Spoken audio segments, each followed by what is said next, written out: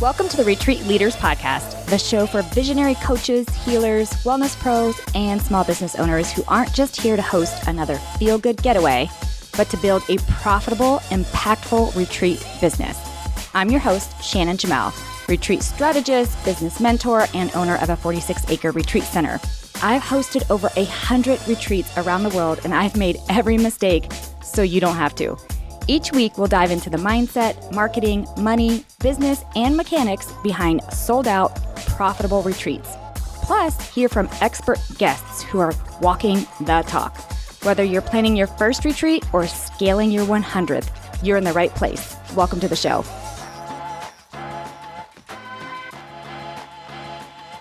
Great. Hey, everybody. Welcome back to the Retreat Leaders Podcast. It's Shannon, and I have got a fabulous guest today that is really going to help bridge a gap for retreat leaders and venue owners. Welcome, Emily Johnson, to the show. Thank you so much. I'm so excited to be here. I am so excited you are here too. Before we dive into our topic, will you just tell everybody who you are, like what you do, and maybe then we'll dive into how you help venues and retreat leaders connect. Yeah, absolutely. So my name is Emily Johnson. I'm the founder of Elevate Hospitality Collective, and then our offshoot, which is Elevate Wellness Collective. I was chatting earlier. If you find me on LinkedIn, you'll see the whole background in hospitality. So I've spent 20 plus years working in the hospitality industry, in operations and in sales, mostly for boutique hotels, but also with some of those big brands like Marriott, and really have a lot that I think I can offer to the retreat space. I love this. And one of the things that we touched on, both through email communication and then just now before we hit the record button, is there's this huge gap. And it's so funny, Emily, because I was actually just having a conversation with someone, Anna, if you're listening, a shout out to you, where we were talking about there's venue owners, and they might be specific to retreats, or maybe it's retreats, events, gatherings, whatever you want to call it. And then there's retreat leaders. And there's this big gap between the two of retreat leaders not able to find a location that fits their needs, but especially for venue owners or even prospective venue owners who are going to open their business and not able to fill it, right? And so, I get that question all the time, Emily, where people are asking me, I swear you guys, this is not coming from an ego place, but I was just telling Emily, Retreat Ranch, we're booked 18 months in advance. If you're not contacting us within 18 months, you're not going to get a spot, right? I mean, I'm so blessed. I'm so grateful. I have an amazing team. The location's amazing. Yay, yay. However, that's not usually the case for many of these venues, especially if you're just opening, right? I mean, we've been open 4 years. We've built this base. We've, worked it. We have a whole team. But when you are maybe the sole operator, or you're just getting started, or you're looking to add retreats, like there's so many different ways we could look at this. Mm-hmm. You're like, how in the hell do I get people in here that I'm looking for in this model? So talk to me about how you help bridge that gap. Thank you for that wonderful introduction as well, because we were having a great conversation. And as I touched on, I spent years in the hospitality sector, kind of devising strategies and sales strategies for boutique hotels. So when I launched my business about 9 months ago, I really thought, well, I want to help boutique hotels capture some of those wellness travelers or retreat leaders. And I really was trying to partner with these boutique hotels. And about that time, I ended up bumping into a property that I would call more of a retreat venue, retreat center, and less of a hotel. And this property in particular had really only 2 full-time staff members, and they were really struggling with actually selling out their venue. I think especially when folks first start to scale, sometimes they also try to do too much. They try to be in the yoga niche, the wellness niche, nutrition. And I really was going through that process with them and understanding where they were located, what was special about them, and making sure the brand and marketing and the positioning really spoke to that.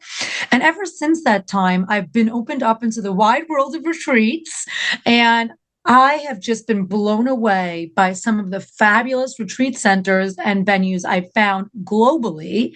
However, coming from this hospitality background, I do think there is a bit of a disconnect between what a lot of these venues are trying to offer and how they communicate that, and also how they find the facilitators or the facilitators find them. So as you mentioned, Shannon, yes, bridging this gap where I do see that there are these fantastic facilitators, fantastic venues, but sometimes they can't find each other. And so one of my core offerings has really been to dig in with these retreat centers and help them to understand what they want to be, what they should be, and then how to fill their venue and keep themselves booked solid, much like Retreat Ranch has done. I think most of the smarter facilitators are planning a year to 18 months out plus. So that's something I'm helping educate them on as well. Ooh, this is so yummy. I know that. So there's a couple of different things going on here.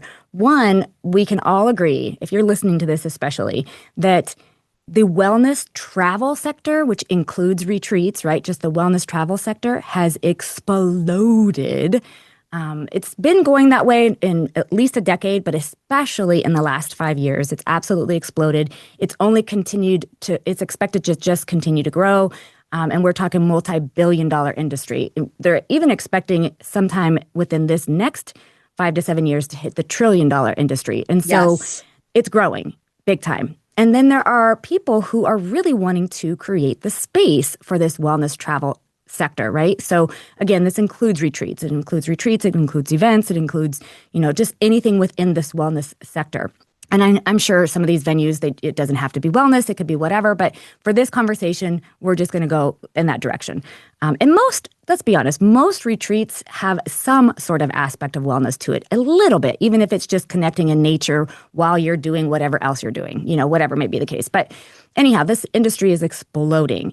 But you're right. It is such a vast industry. It's such a vast industry, even though it is niched, that it's really difficult sometimes to connect the moving parts, to connect Yes. with people like, well, I host retreats like me, who's looking for a venue, or the venue to look for the person that will be a match for their venue, because not everything is a match for a venue, right? Retreat Ranch, I am biased as hell. Everybody knows that. But if you're looking for what is that hotel brand you said that you worked with? It's one of the very fancy ones. It's on your That's bio. the Breakers in Palm Beach. That's a Yeah, lovely like one. if you're Yes. looking for the Breakers or the Ritz Carlton, like Retreat Ranch ain't it. Okay, we're a very rustic, though we have bamboo sheets and Tempur-Pedic mattresses and all the yumminess. It's set in a very connected to nature, horses free ranging, goats, yelling at you, all that kind of stuff, right? So it's a different environment. I'm not for everybody. Retreat Ranch is not for everybody, but your whole goal is to bridge the gap from what the retreat leader is looking for, from what the venue is hoping to have at their space. And then I love that you help them create the brand and marketing that matches that. So talk a little bit more about what that Yes. looks like.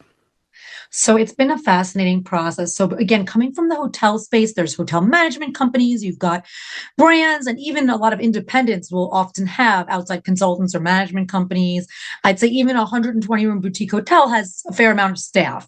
What I found when I entered the space, one of the first folks I spoke to was at a farm retreat center as well.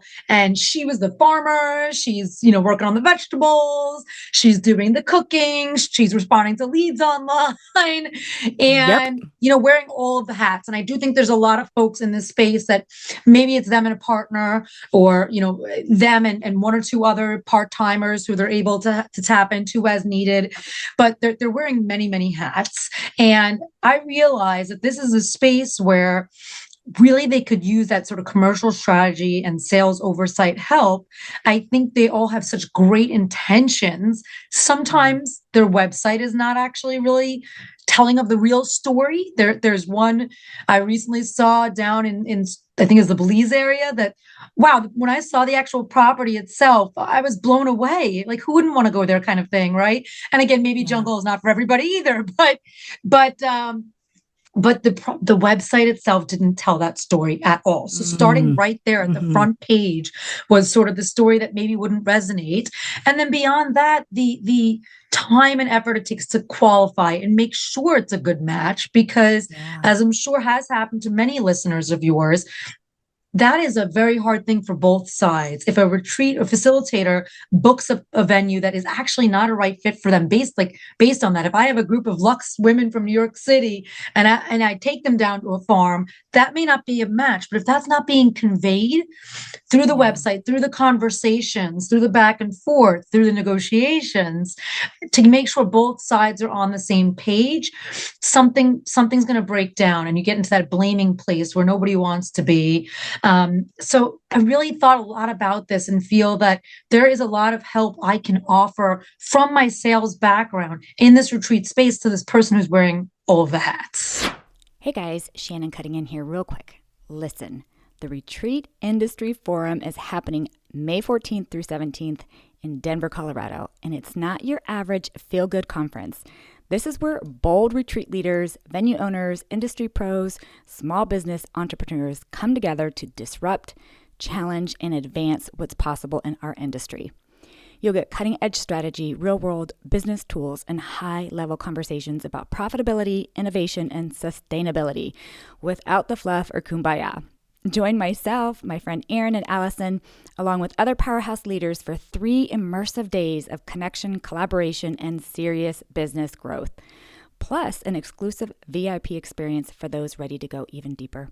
Get all the details and grab your ticket now at retreatindustryforum.com. This isn't just another event, you guys. It's the movement that's reshaping the future of the retreat world. Yeah. Oh my gosh. Awesome. So not only are we talking, I feel like there's a couple of different things to just point out here. One, the gap, right? Bridging the gap between help me find a venue and the venue saying help me find people to host. So that's a gap. The other thing, though, is exactly what you just talked about as far as making sure it's a match.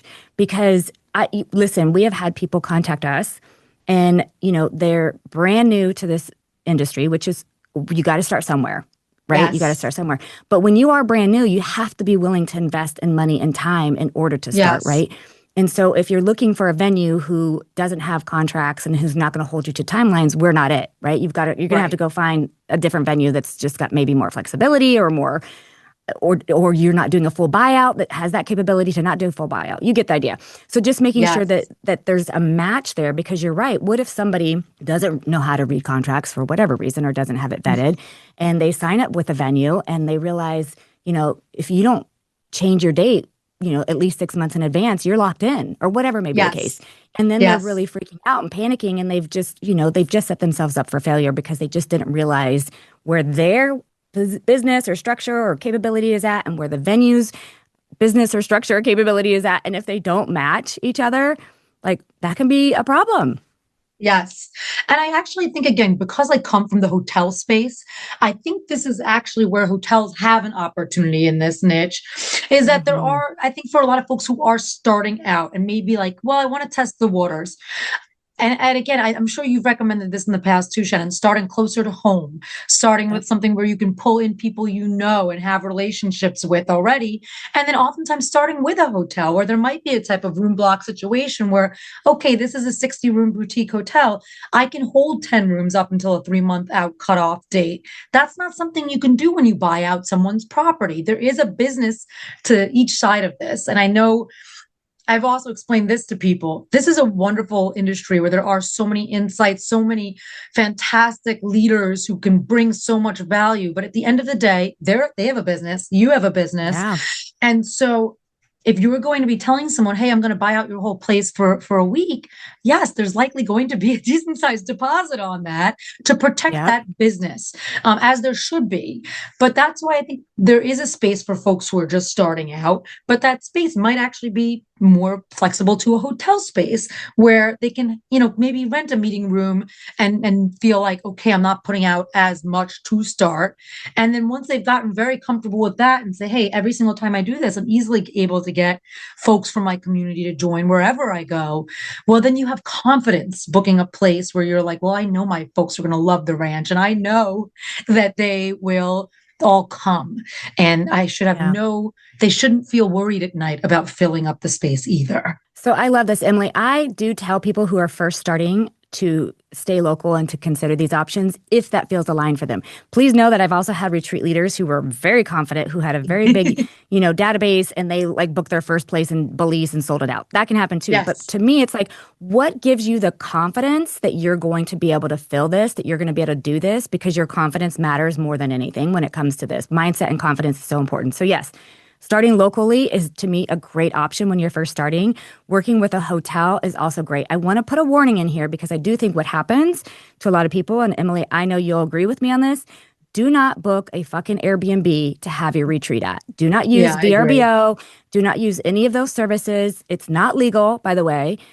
It's not designed for retreats or a business. You will not be able to have the proper insurance or coverage. And if something goes Correct. sideways, you're in a lot of trouble. I see it in the Facebook groups all the time about booking Yes. Airbnbs, and I'm just like, oh my gosh, somebody like, ugh. Now, if you own the Airbnb, that's a whole different story. But when you're just going on Yes. Airbnb and renting places, you cannot do that. Do not do that. Please do not do that. Instead, first of all, contact Emily and she'll be able to Direct help you con- find a Yes, space. yes. I But you love want to that. work with boutique hotels if this is your first time, and Yeah. then you can definitely though still use retreat venues. And it just depends on the structure and it depends on everything. There are retreat venues out there who can have multiple retreats at a time. So you're only maybe blocking part of it. I'm not Right. that place. Our venue is a whole venue buyout. But point is, there's lots of flexibility, there's lots of options, and that's why finding somebody like you to help them, I think is that, I mean, this is so incredibly valuable, especially for not just first timers, but for anybody who's looking to maybe branch out into a new location. I totally agree. And I think to your point there, there are places and I could plug one, um, like Art of Living in Boone, North Carolina, not for everybody, but they are a large enough place where you could do a block. They have that sort of Yep, borderline, yes, they're for retreats, but they're almost like larger than some hotels in capacity, actually. yep, yep. So again, it depends on what resonates. And I think going back to like that niche conversation, I think what's been wild to me since I've gotten more into this space is how much does happen on Facebook. Um, Hmm. there is so much back and forth dialogue on Facebook. Now, some of it is extremely valuable, but some of it will be somebody putting down, hey, I'm looking to go to Spain. Me and my friends are surfers and we want to go, stay at a sort of surf retreat. And we've got 10 of us and all of that. And then I'll watch the replies come in. Someone from Alaska and someone from Iceland. And I'm thinking this I person was know. pretty clear about what they're looking for. And so I would also advise the retreat venues, like, don't try to be everything to everyone. Yes. Understand your niche and sell into it because there are people who are looking for that. And then I like too, Shannon, when you touched on how, yeah, wellness always does touch a little bit of it. I have seen such a surge, and this is again from my past in hospitality, now moving into this area in the corporate retreat sector, the offsite sector, even corporate incentives, where they used to maybe go to Vegas or Yep. or what have you, Yep. Miami, and go have meetings all day indoor. I've been in some of these myself in a Oh meeting yeah. room. And that's not what they're looking for anymore either. So it may not necessarily be that they're saying searching wellness retreat, but they want something different. They want something where they can reconnect with nature, where they can go outside and have conversations. I think there is so much that's driving that large number of wellness. I've seen those numbers too, how wellness travel is gearing up every single year. And it's because there is so much that touches it now. And so even as I'm strategizing with retreat centers, some of them are in perfect locations to say, hey, you'd be a perfect location for these offsites. You've got the space for Yeah. meetings, you've got the space to be outdoors. I work with a winery. There's all different little, things that they could implement there in terms of chefs and tastings. Like for me, I think about the old offsite where you sit in that boardroom all day versus being outside with colleagues talking about grapes. I mean, it's just No, a I world of love this. difference. Yeah, we see that too at the ranch.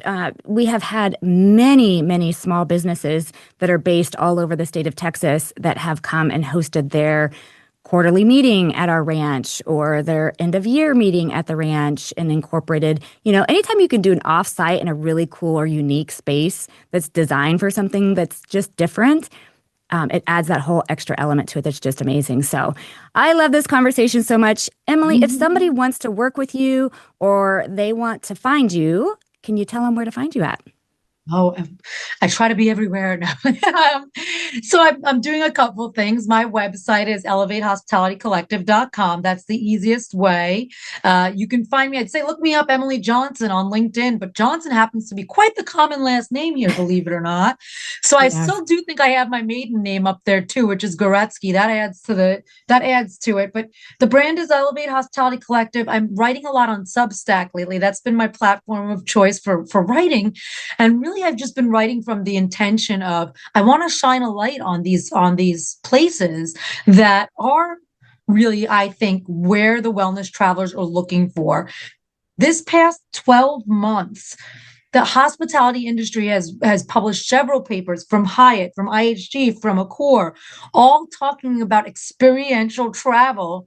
And to me, I don't know that any of the big brands have really cracked it yet. And so coming into this space and knowing people can also book retreats and really have that experiential travel, Yeah. this to me is where the future is as well. I think this space is going to keep growing and positioning yourself correctly.